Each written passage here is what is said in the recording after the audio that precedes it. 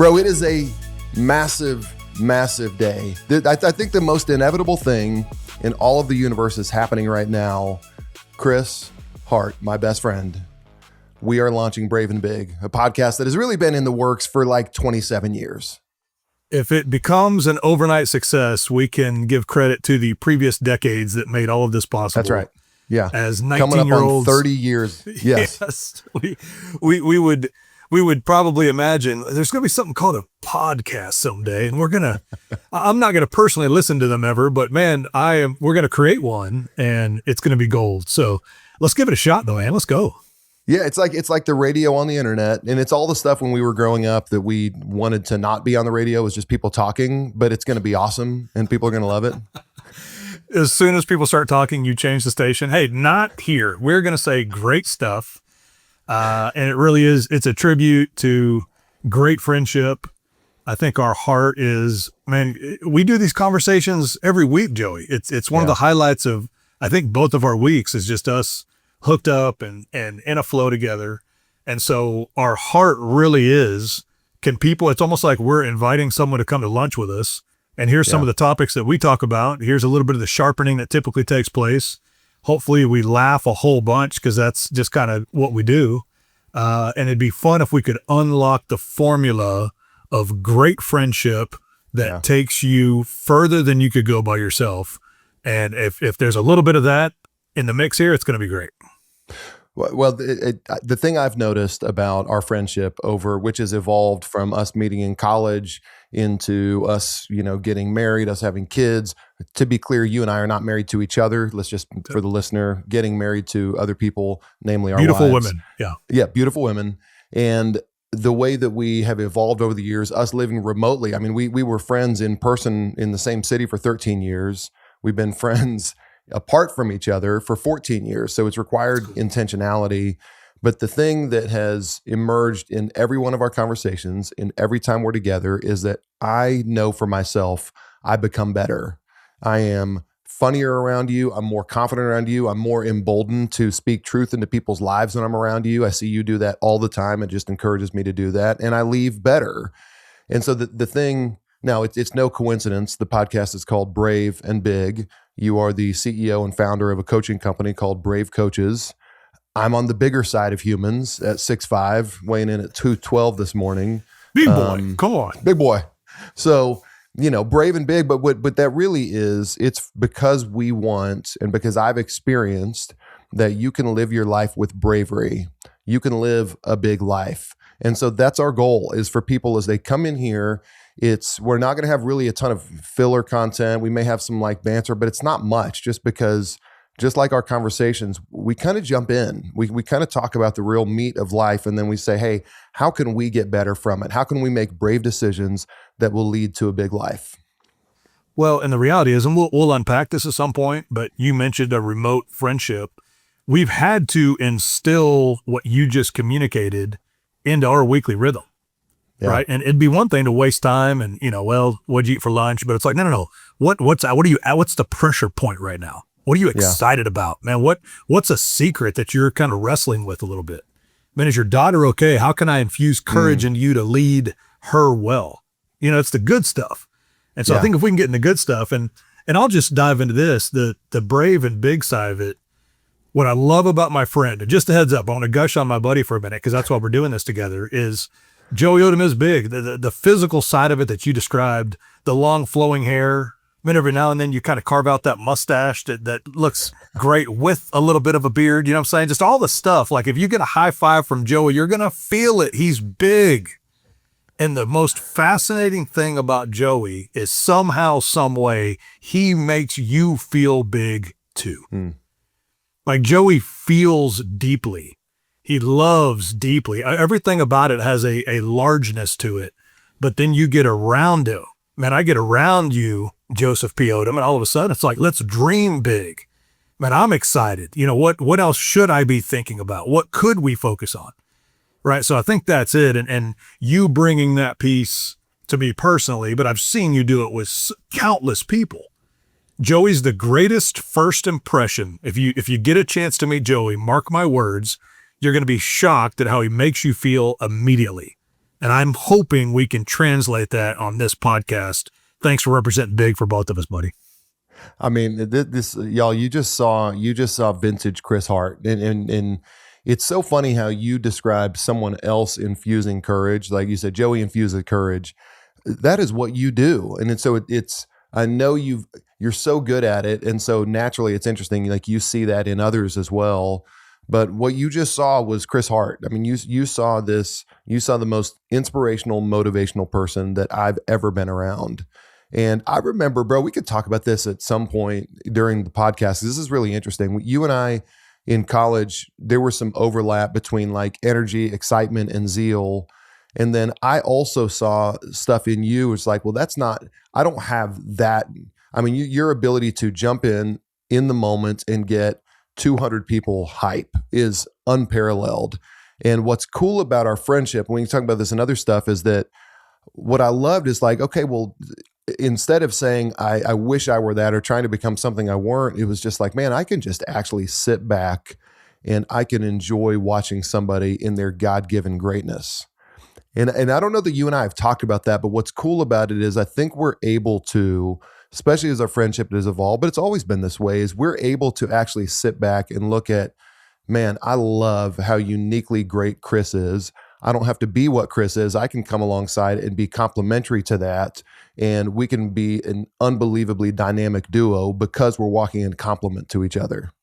Man, that's it. And just for everybody listening, our heart is seeing that. Hopefully, like you kind of catch some of that juice because we just get excited when we're together. But then I want everybody listening thinking, okay, who is that in my life? Yeah. Who could it potentially be? Who do I need to kind of pray that in with? Because there is something about this supernatural synergy that comes with the right people believing in you. It's like, man, if I have a great success, I can't wait to call Joey, a couple other guys, and just be like, hey, this is what happened. Because all they're going to do is celebrate. There's no like, well, and try to downplay it or talk about what they did. It's just absolute, utter celebration. Yeah. And maybe more importantly, when something doesn't go as planned, you got a couple bros that hopefully make fun of you just a little bit. You know what I mean? It's like, hey, thought that was going to be a W, partner. You know what I mean? And it's not, and that's okay. And they brush you off and get you back on the horse. And that's like, right. Why would I not try anything? What's the greatest thing we could possibly do? Because if it works, I've got a team that's going to celebrate. And if it doesn't work, we'll figure it out and go get it again. Yeah. So now there's this kind of like invincible mindset and approach to life that we get to have that I think we should have, but it's a result of relationships like this. Yeah. Well, I will, Chris, I've told you this story 100 times and you'll know immediately what story I'm talking about. But I think when I think about you, and here's what you got to understand, listener, just understand this. When Christopher Madison Hart rolled on the scene at Oral Roberts University, it had never seen anything like it before. 1999, Chris rolls up, and ORU is a great school. It is pretty conservative. I mean, we wore ties every day to class. It's pretty conservative. Boys can't go in girls' dorm rooms and vice versa. And so in walks this beautiful man, 6'2", barrel chest, golden locks. I mean, this and larger than life personality. Chris has a chest that was meant to bench press. I mean, this is a big barrel chest, and he puffed it out, and he knew he had a big chest. And so what happened almost instantly, Chris, is that you had ducklings. I mean, you had people following you around campus because what we said, like they loved what they saw. They wanted to be part of that. And I remember you and I very quickly our freshman year, we were cool, but I looked at it and I said, man, I love that guy. And I'm also not going to be a duckling. So I'm going to kind of hang back. I was able to watch it, and it was a really beautiful thing. Now, when it came to females, there were two camps of females at ORU. It was, and this, I'm going to tell you, I'm stealing this line from my brother Jacob. My brother Jacob said that every girl at ORU hated Chris except for the one he was currently talking to in the moment. So every girl wanted to be adored by Chris, but when he didn't give them the attention, it was just like they felt shut down. They just wanted his affection. They wanted his attention. And when I say affection, just like his attention, your banter, all that kind of stuff. So I remember this one girl, she fell into the camp of a girl that Chris had not yet talked to. And she was talking to me one day, and you walked by and she said, she's like, oh, there's that Chris Hart. She goes, he's just one of those guys who it seems like his mom told him every day of his life that he was the greatest thing on earth. And I kind of giggled. She didn't know we were friends. And so I went back and I told you that story later. And I said, yeah, this girl said, you seem like the type of person whose mom told him every day that he was the greatest thing on earth. And I can still remember it. It was so perfect. You go, wait, how does she know my mom? It's like, that's exactly what she told me every single day of my life. If my mom was on here right now, she would be telling you how great you are, how good you look behind that microphone, that white hat is exactly what you should have worn today. It's like, oh, she must know the Miz. Mizzy, she's the best. And here's what's cool about that story is that, and by the way, I was about to say I was painting a caricature of you in college. I'm really not. This was the legitimate you, larger than life. And what's so cool is over the last 27 years since you went into ORU, went into Oral Roberts University, and it's a result, we'll talk a lot about this, as a result of great mentorship. Guys like Bill Scheer and guys like that who've just mentored you. You are still all the greatness you've ever been, and even greater, but it's now mixed in with wisdom and humility. And I'm telling you, that combination of those two things of maintaining all of your essence, because it's easy to deaden those things when you're kind of figuring out and try to be wise and humble. You still have all of those things, and you have wisdom, and you have humility. You lead a coaching group that inherently requires wisdom and humility. And I think it's a testament to you. I paid you to coach me. I mean, like my best bud, you are so good at it that I was willing to pay you. I've been willing to pay you to coach me, and it's the best wisdom. It's the best guidance I've had in my life. And what's cool about it is it's from my best bud. So this is what, listen, I'm saying all of this, not to just to, pump Chris up, but for you to know what you should expect in listening to Brave and Big. You're going to get wisdom. You're going to get humility. You're going to get laughs. You're going to get larger than life. And you are going to walk away. I can promise you this. You are going to walk away every episode better, because we're going to give you a bunch of that. And then we're going to give you, hey, here's your small step. A brave and big life always starts with a small step. Chris, we know this. And so that's what we're going to give people every single week. Come on. That sound good? Well, oh my gosh. A lot of kind words flying around, but I hope people can hear our heart in this and get excited. It's like, man, I'm going to tune in. I'm just going to get better. Hopefully encouraged. We talk about that a lot. Encourage is to infuse courage. And so whatever part of your life, whatever fragment of life that you're dealing with right now today, man, what if we just said, like, let's get a little courage on that. Let's lift our head up. Let's see what actually is out in front of us. Let's start eliminating some of those excuses, get fired up about the potential of things. Let's go get it. But you're right, man. It starts with a small step. Well, I want to go to this place here as kind of a foundation for the podcast. And I think the observation that I have is that most people that I know, most people that I associate with, they have high intentions for their life, myself included, that we want a great marriage, that we want great relationships, that we want to read more, we want to have quiet times, we want to do all this stuff, we want to be financially successful, all of the things that we want in our lives.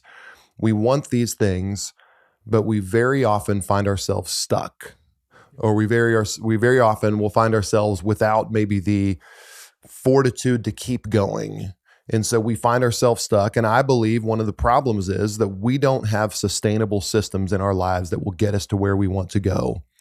And the greatest story that I can think of as it relates to this problem is one that you tell all the time. This is what you start all your coaching clients off with, is this story. And it's one of the most powerful principles of my life, in my life. And I'd love will you just dive in and unpack this idea of the 20-mile march? Man, you got it. It is amazing how this story that we're about to tell really does apply in just about every situation, right? Like if you're thinking, man, I'm navigating something with my kid right now, this is going to help. I'm trying to get my fitness right, this is going to help. And we'll give some examples of that, but this takes place in the early 1900s, and they called it the last great expedition, which would be a cool thing to be a part of. You know what I'm saying? And so they have these two groups led by powerful expeditionists, and the goal was to get to the southernmost point of the South Pole. They were going to plant a flag, be the first one to get there, and then make their way back. Okay. And the distance this factors in is almost like going from New York City to Chicago and back. So it's a trek, limited technology. They're just going to go grind this thing out. And the key here, and this is where it gets real practical to our lives, there were two distinct strategies that really stood out. The first group, and a lot of people can relate to this, but the first group said, hey, when the weather's great, we're going to get after it. When we're feeling good, when the sun's shining, we're going to march. And their thought was they could get 40 to 50 miles a day on a good weather day. And it's great. Like, I'll talk to a team or something like that. I'm like, who loves that? And they're like, yeah, let's go hike when it's beautiful. Let's take ground when I feel like it. Right? So that's great. I love it. The second team said, listen, we can't control the weather. So we're not going to let the weather control us. No matter what, great day, crappy day, whatever it might be, we're going to try to get 15 to 20 miles in. We'll be great with it, and we can methodically plot this thing out. Okay? So again, there's a little bit of a setup here. Like when I'm working with a team or a new client, it's like, man, what do you think? He goes, I don't know. I like some good weather, right? But it's a setup. That second group that said, no matter what, we're going to go 20 miles a day, they got to the southernmost point, planted the flag in the ground, turned around, and basically got home the day they planned on getting home.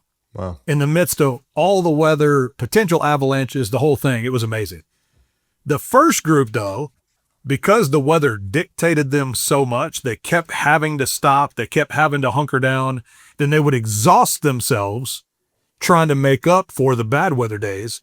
That group specifically, they lost. They didn't even realize it. They got to that southernmost point a month later, like significantly longer. Okay. They got beat by 33 days, didn't even realize it. They see the other team's flag in the ground. They're devastated because they're exhausted. They go to make the turn, and this is critical. A big storm comes in. So they do what they've always done. They hunker down. They're going to let it pass. But the storm continues. So at one point, they're like, hey, we just got to go march in the storm. They get out to march in it, and the whole team dies. They were not conditioned for the elements. So there's a lot of takeaways here. But what we really try to focus on, if you're listening to this, I want you to think, okay, what should my 20-mile march be? Like, what's a critical area of my life where I want to take ground, I want it to be better, I want to produce more, but I need to actually take that kind of approach where I'm just going to say, no matter what, every single day, I'm going to move forward.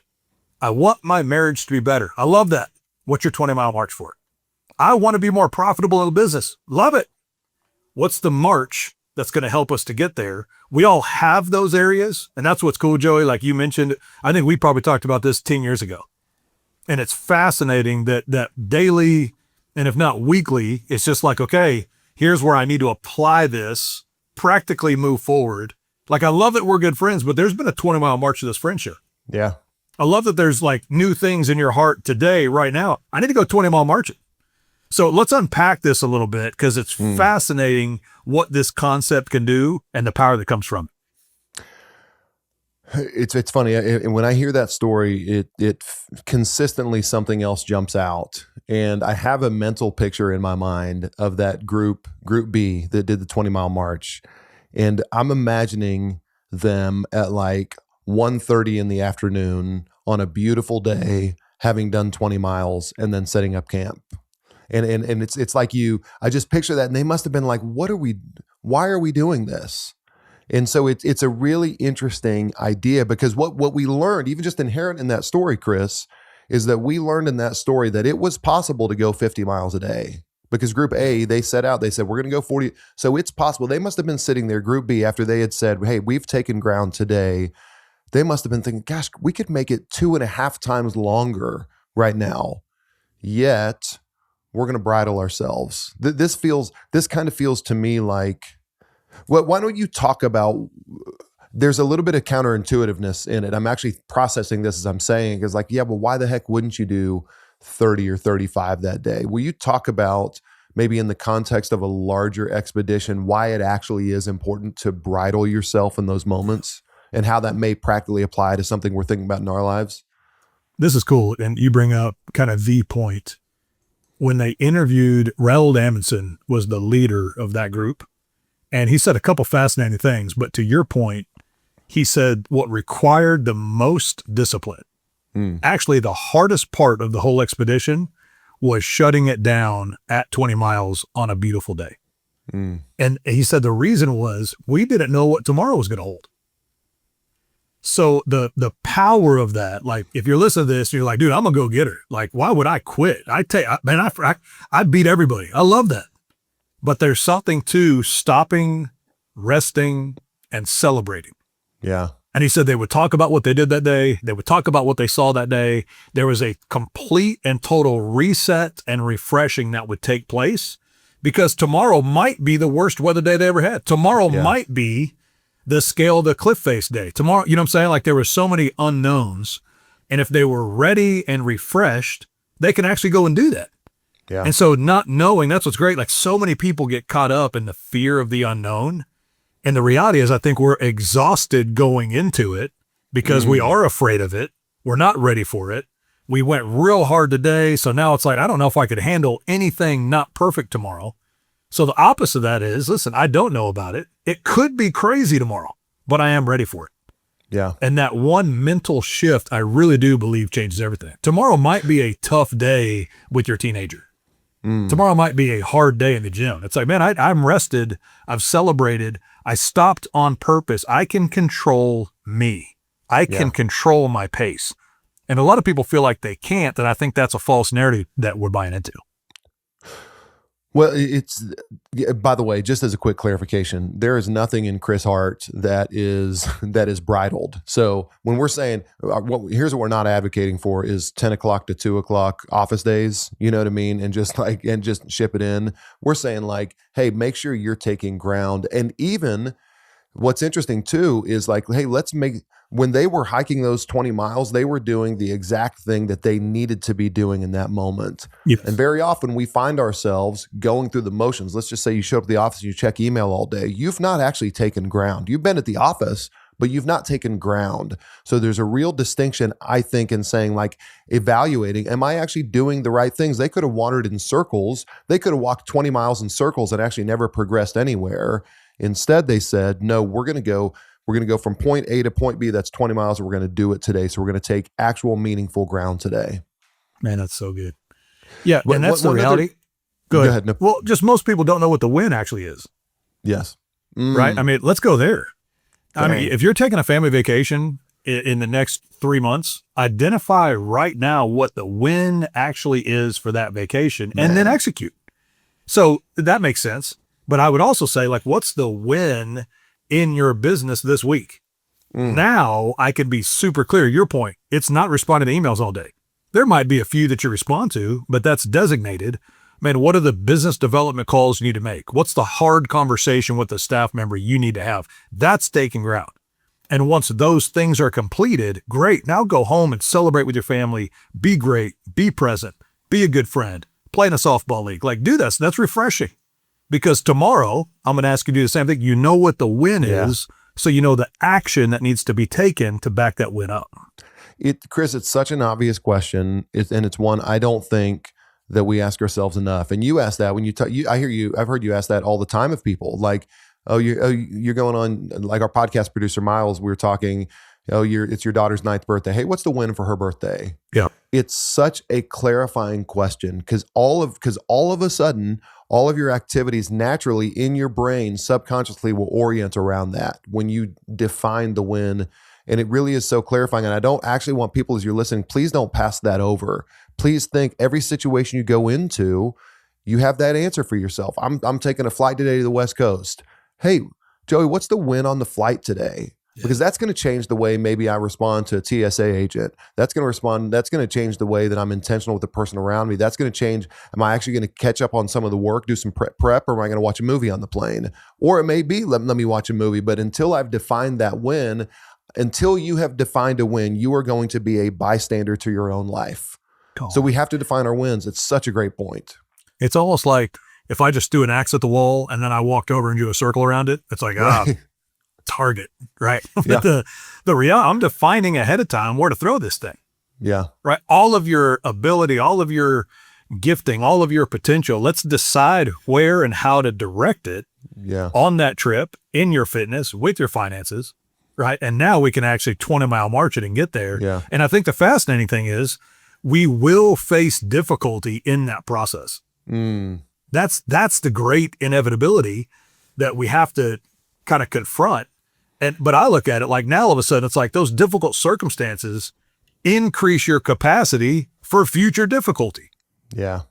That's the great, now if we're looking at it like that, now bring it on. I will choose hard intentionally because I need to be hardened and increase the capacity to continue to face that. Right. So now we can be excited about what could present itself. It gives a real why to the rest that's needed. Because I already know tomorrow I'm going to choose hard. I want to be ready for it, engage for it, and get stronger because of it. What's interesting hearing a conversation like this, like I'm already fired up and I'm ready to run through a brick wall. But what normally happens, here's the thing I've found as I've gotten older, is that when you describe going on a quest, that's like tapping into like a primal side. I mean, I get really excited, like, oh, I'm ready to brave the storm. You know what I mean? But the way those challenges present themselves, in my experience, are typically much less heroic and much less sexy. It looks more like I am so frustrated with my wife and I'm having to choose to be patient in that moment, or something like that, where it's an unheroic, unsexy. It's raining moment outside and you still need to take the trash out. It's Yeah. like, oh. Yeah. Well, let's write a book about that one. It's like, no, Right. take the daggum trash. I know it's right. Go get wet. Take it out. That's what you should do. But that's what's funny about choosing hard, Joey. You're nailing it. It's not go to war or not. Yeah. It's don't hit snooze or not. Dang. Do you know what I'm saying? Like it's not this epic thing. It's not cheat or don't cheat. You know what I mean? It's like, man, it's literally a matter of, am I going to scroll or am I going to do the next thing that I said I was going to do? Like, and so one decision is harder than the other, but I'm telling you, this would be fascinating if it was like, I'm just going to make that choice 5 times today. Yeah. I got a feeling at the end of the day, you'd be like, dude, this was a great day. Yeah. I chose hard 5 out of 6 times when I could have chosen the path of least resistance. I made the call. I thought of a guy and I actually called him. That was harder than thinking I'll call him some other time. Might have this breakthrough conversation. Here's another thing that jumps out here is the expedition team was not just this guy, I'd say Roald Amundsen. It was not a singular person doing it. I think this is what's really, really important for us to recognize for ourselves, that if you are on your own saying, I'm going to be the best husband in the world, I'm going to be the best wife in the world, and you're just trying to gut it out every day all on your own, I think you're destined for failure.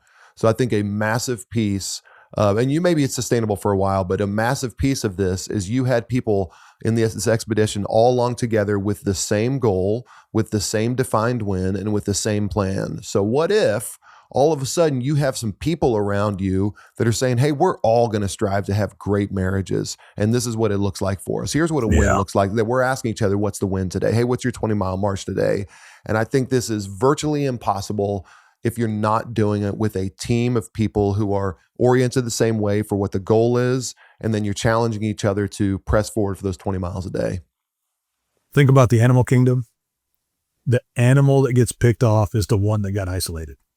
Right? There's lions out there. There are obstacles. There is opposition. There are threats. We're not denying that. This is not just this perfect life. Like, I love in the word that it's super clear. Like, in this life, you'll face trials and tribulations. Yeah. But be of good cheer. I've already overcome the world. So it's a done deal. We just have to walk and operate like that. Like, we can't lose our authority when we face the opposition, or let the opposition scare us out of our authority, or make us think I need to go. Like, the whole idea of the lone wolf, what a stupid myth. There's nothing sexy about it. They die hungry and they die prematurely. We're built to operate as a pack and as a team. Yeah. So I love that you brought that up, because that's the reality. Like, one dude doing this expedition, and that's what's interesting too. Like, we know a couple of their names. It was Roald Amundsen versus Robert Scott. That's cool. But the reality is the team is what made that work. And there's grandkids telling the story. It's like he wasn't named maybe, Wow. but man, he was on the expedition and actually made it possible to go and prove what we could do. Or they're telling the story about, man, that's when my granddad died because they didn't learn how to march in the conditions. Wow. Right. So it's interesting. You talk about teams, like one team bought in incorrectly. The other team bought in correctly and actually made the whole thing possible.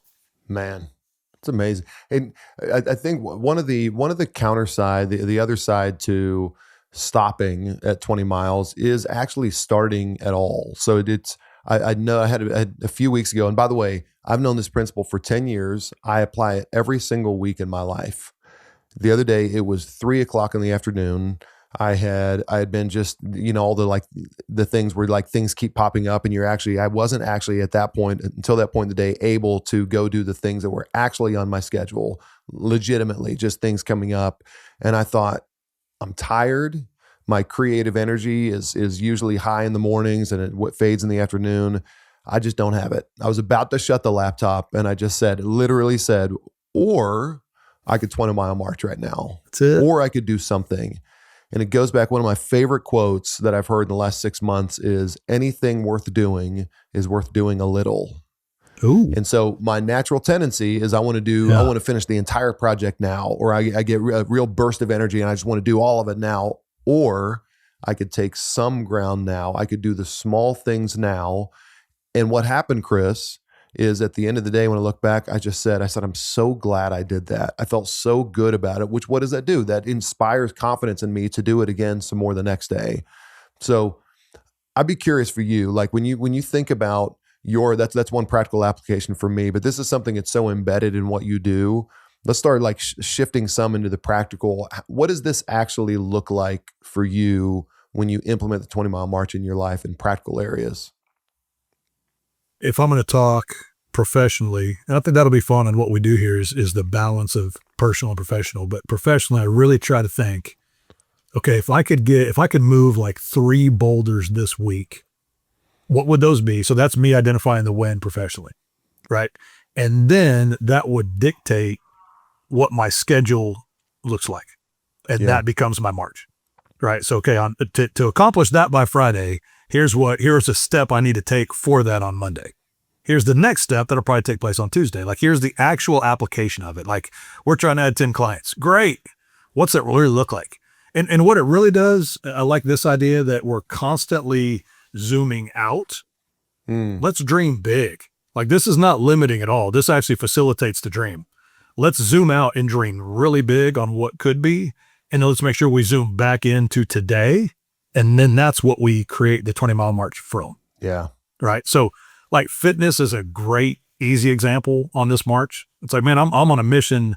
Let's say this month, I want to lose 3 pounds. Love that. So now practically, what's my march for that? Well, it's going to affect what I'm putting in my body and it's going to affect my output. Right. So now I know, man, Monday, Wednesday, Friday, Sunday, here's the output and here's what I will eat, what I won't eat. And now I can march towards that goal. Yeah. Where I think it gets real powerful is like in your marriage, some of these things that maybe are a little bit ethereal, like your walk with God. What's it look like to march? Man, here's the Bible plan I'm going to do every day this week. Here's the 5 minutes where I'm going to write. Here's the 5 minutes where I'm going to pray. That's the march. And you better believe by Friday, I've taken ground spiritually, which is something that might be hard to, really communicate effectively unless I actually have a written plan to go and do it. So is that where you're going with that, Joey? I love, that's exactly. And you're going to have to be aware, like you said, you're going to have to define the wins, but you can do it. And I'm just telling you, y'all, from doing this for a decade, you can apply it in every single area. There's not an area that I can think of where this does not apply, especially if you're looking at something over a long-term proposition. When you're looking at things like fitness, okay, let's not, again, I love like a 75 hard. I think that's cool, but that's 75 days. That's great when you do that. And Chris, I know you've done that. I love that you do that, but let's think, okay, what's going to make sure that I'm healthy and what's going to make sure that I'm strong at 60? Okay, that changes the equation a little bit. That's how am I going to make sure that I'm not injured? I had this last year, 2 years ago with Heath Wilson, my former business partner. We said, hey, we're going to do 10,000 pull-ups this year. And buddy, I crushed January and February. Yes. And then your boy's elbow just completely gave out. So I think I was on pace for like 17,000 pull-ups or something like that. So my goal was probably a little bit too ambitious for that year for that. But if I said 10,000 pull-ups over 10 years, I could do that. So is your goal correct? Is it accurate? Does it actually set you up for long-term sustainability in an area that's important to you? Let me ask you this. Where do you think personality factors in here? You've got some people that are maybe naturally a little more pragmatic and that kind of thing. And then you've got like big personalities so it's interesting. That's why I like this story. And I kind of want you to speak to it as a big, outgoing, nothing small in your world, you know what I'm saying? But like what we're actually speaking to are seemingly insignificant small steps. As a big personality guy, does personality get to factor into this or not? Bro, what a great question. I'd never thought of that. Absolutely. And this is, by the way, this is where I believe if left to my own wisdom, I'm probably going to miss the mark a little bit. So the great thing is I have wisdom. I have an external embodiment of wisdom in Kristen, my wife, where I can just say, and she's very practical, very pragmatic. So if I came to her and said, hey, I'm thinking of doing this and here's my plan, she would very quickly be able to detect the holes in it and say, hey, here's probably a better way to think about that. Here's maybe a way that you can work on that. And you kind of take your thoughts and her input, and then you begin to kind of adjust your plan. But you're right. I'm going to go so excitedly exuberant into whatever I choose to do. And there's a pretty good chance it's not going to be sustainable out of the gate. Where some people may undersell themselves and they may say, and they may think they're going 20 miles, but they're going like 9 miles. You know what I mean? What would you, I mean, that's a great question. Have you thought about that? How does that factor in for you? Yeah, I think the initial approach is probably when I see the most in working with a whole lot of different personalities. I'm naturally probably a good weather guy. If I feel great, I cannot be beat, and I want to prove that to everybody. And then I don't mind, so I naturally don't like having a schedule. I don't want like a sideline pass. I'd rather talk my way out of the sideline of a football game, right? So, but to be my most effective, to actually be a good leader, like to be somebody that someone could follow, this has actually had to shift the nature of my personality when it comes to organization, focus, and like moving forward discipline. And so I can speak that for myself, but then I've also seen it with so many clients. We've got so many different personalities that have been wildly successful, have made millions, and I don't say this lightly, billions of dollars. And what they've had to do is initiate this concept regardless of how they would naturally approach accomplishing something. Yeah. And so I've seen it work. That's why I asked you, because like I know it's we have maybe similar outgoing personalities or whatever, but I've seen it really work with the greatest introvert that's just like a genius. And then I've seen it really work with guys that aren't that smart, but can kind of make anything happen. Yeah. But if they'll actually look at it and say, okay, this is what's required. And the other thing that I'd probably encourage is start this in a couple critical categories. It's good. Like you might start it when it comes to like your family time. How do I actually move forward with better family time? What's my March look like? And fitness, right? Yeah. But I don't know that I would say, let's do it in all 10 categories that mean something to you. But I think you could get pretty practical with it in one or two and really start seeing the ground that you're taking, which then creates momentum, which gets you excited. Discipline begets discipline, right? Like, if I'm disciplined enough to go work out, I'll probably come home and read the Bible. I'll probably eat better at lunch. So let's really kind of start stacking the wins that come with discipline, and I think we'll like the fruit. So good. I would like, and we're going to do this on every episode. We're going to end with a question. Because we know, Chris, here's what we know. We know a brave and big life always starts with a small step. So for you, what is the small step? For somebody listening, what is the small step that they can begin this week when it comes to implementing a 20-mile march? This is where we should get like for real excited, because this is what could actually change the trajectory of our lives. Okay. The small step I would encourage is I would ask you as the listener to identify the category and pick what it is, like faith, family, fun, fitness, finances, friends, bunch of F's. Pick something in there and just decide you're going to create a 20-mile march and you're going to take ground every day. And I would also encourage you to pick something small to accomplish with it and make it extremely doable. And let's get a little momentum going with it. And then we'll pick up the pace. That's right. Okay. So pick your category, decide what the daily movement in that category is, recognize what would make it a win by the end of the week, and simply wake up and execute. Yeah. What about you? Mine would be exactly the tail end of what you said. It would be comfortable with it being a smaller thing than you think it should be. Maybe just be real comfortable with small. That is okay, because we're talking about sustainability. The point of this is sustainability. We're not debating between should it have been 15 or 25 miles. What we're saying is they chose something. They chose a distance.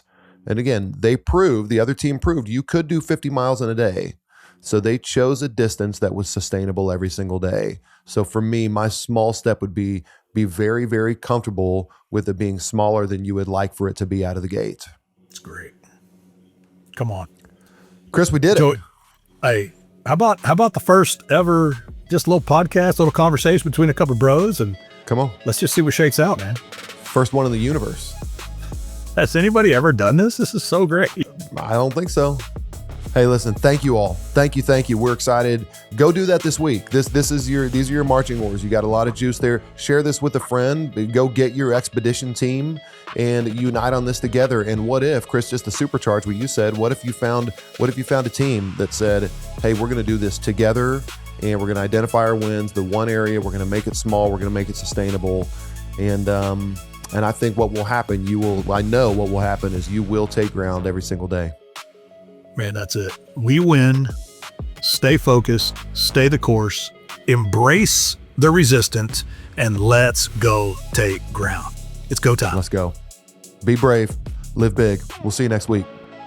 Okay, real quick, triple S for us. Subscribe, share, star, give us 5 stars wherever you listen to podcasts. Thank you so much for joining us this week on Brave and Big. Brave and Big is produced by Sonus Podcast and the brilliant Miles Albritton. We will see you next week.